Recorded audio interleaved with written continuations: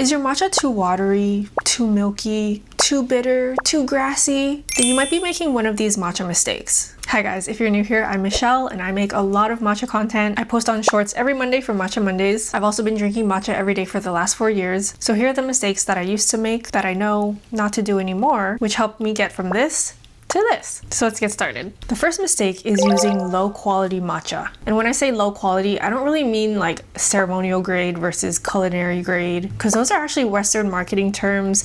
They aren't regulated. People in Japan do not use these terms. They are not used in tea schools or tea ceremonies. It was made up in the West to help Western consumers, but there are a lot of sometimes misleading implications that come with each of these terms.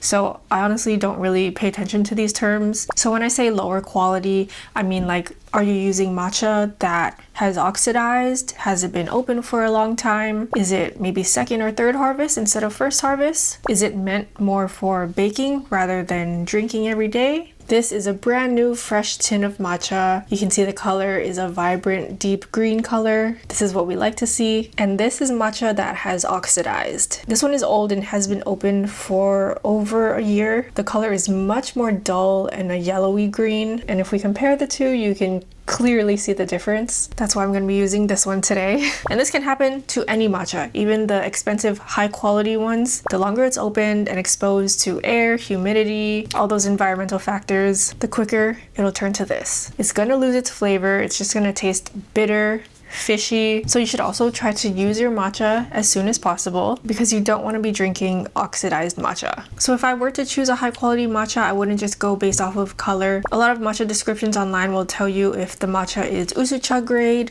koicha grade, even latte grade, and that kind of gives you an indicator of how the matcha is meant to be prepared. But sometimes they don't say that. So then I'll just look up reviews. I'll look at other information about the matcha, like what harvest, what cultivars, what region is it from. And another big factor is the tasting notes, the flavor profile. And if I like all of those things and those things sound good to me, then I will purchase. So again, take ceremonial grade and culinary grade with a grain of salt. Try not to let your matcha oxidize by consuming it as soon as you can, and do your research about the matcha and the brand before buying. So I'm going to make a matcha as I talk through the rest of the mistakes, but mistake number 2 is not soaking your chasen before using it. So I heated up the water in my kettle to 170 degrees Fahrenheit. That's the temperature I'm going to use for my matcha as well. And I'm going to pour it into a cup with my chasen, fill it up most of the way so that about 2/3 of the bristles are submerged for a couple minutes. Make sure to keep it below the thread line though. You only need to soak the bristles, not the handle. And what this does is it's softening the bamboo bristles so that when you're whisking and using it, there's less chance of it breaking or splintering. That way it also just lasts longer and you won't need to replace it as often.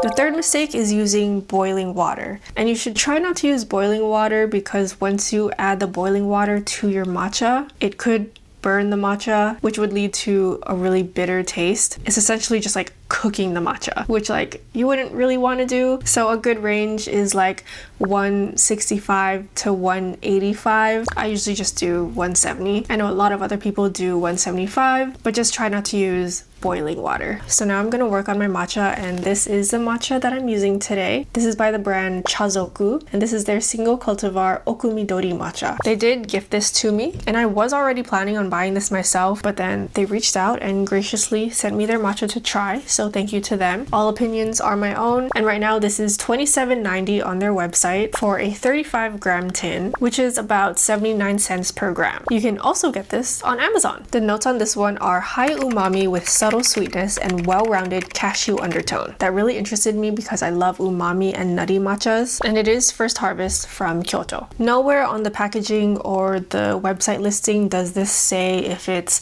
ceremonial grade or culinary grade, but even from the color and the aroma alone, I can tell that this is a high quality matcha. There's a really strong savory smell. It's grassy and bright, vegetal, and the color is a nice vibrant green. So my fourth mistake is not sifting your matcha. I really don't like clumps or graininess, so that's why I always sift it. And I'm going to be making a matcha latte today, so I'm going to use 3 grams of matcha powder. This might be more of a personal preference, but I really prefer to sift my matcha just to minimize any clumps in the final product. Now I'm gonna add 30 milliliters of water. So my next mistake is using too little matcha. This is specifically for if you're making a matcha latte. When I was first trying to figure out my best matcha latte ratio, a lot of recipes said to use just 1 to 2 grams of matcha powder, but I found that I need to use at least 3. Otherwise, you are not going to taste your matcha through the milk and the sweeteners if you add any. For my everyday matcha latte, I only do 3 grams. Sometimes I'll push it to 4, but also because we're in a shortage right now and I don't want to like use up all my matcha so quickly, I'll usually just stick to 3. But yeah, I think 2 grams, 1 grams is like not enough for like a good amount of matcha flavor, especially in a latte. So I would say start with 3 at least. And my next mistake is using too much water. I like to use a 1:10 ratio of matcha powder to water. So because I used 3 grams of powder, I used 30 milliliters of water, or 30 grams because milliliters and grams is the same for water. And I just found through trial and error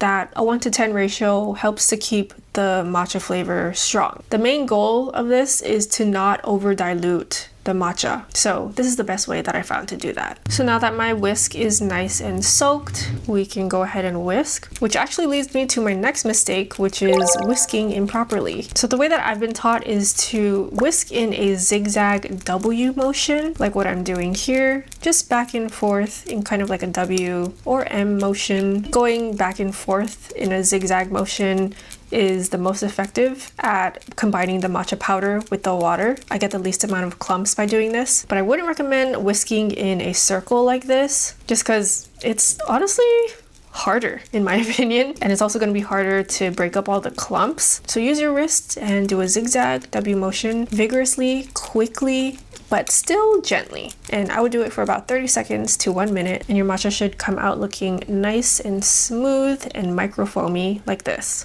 My next mistake is not measuring your ingredients. Because when I was starting, people were saying to just fill up your cup halfway or like 3/4 of the way. Pour water for 3 seconds. I'm like, I can't use these measurements. Everyone's cup sizes are different. Everyone's estimated amount of time in their heads is different. I need like precise measurements, and that's why I use a scale to measure my ingredients all the time. Even now, actually, I still prefer using a scale every day, but that's just like a type A Virgo thing, I think. I just really like consistency, and also because I review a lot of matchas, I need my measurements to be consistent so that my reviews are all fair, you know? I know I'm using the same measurements for every matcha that I make so that when I compare them against each other, it's a fair assessment. But anyway, for beginners, I would still measure your ingredients. That way, every time that you're making it, you know if you want to change certain things, like maybe add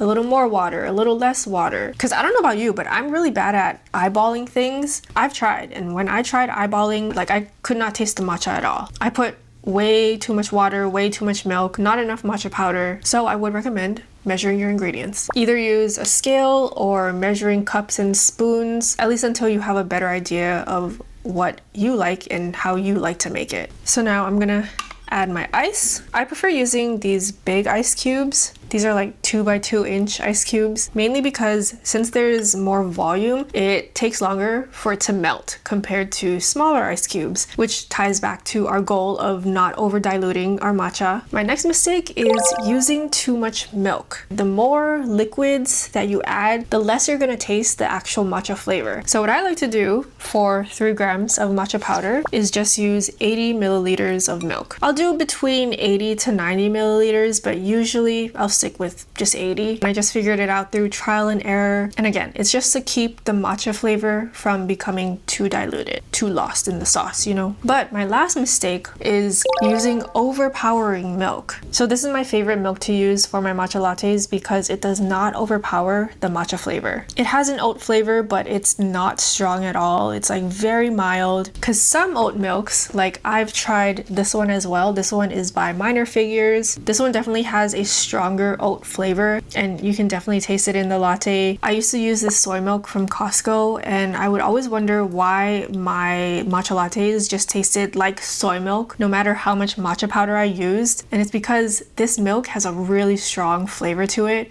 that just overpowers everything else. So if all you're tasting is the milk, try using a different type of milk, a different brand, try different ratios as well. Just experiment, but just know that your milk does make a difference. Finally, let's pour our matcha on top.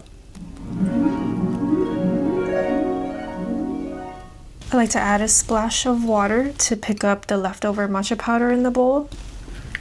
And just add it. Let's mix.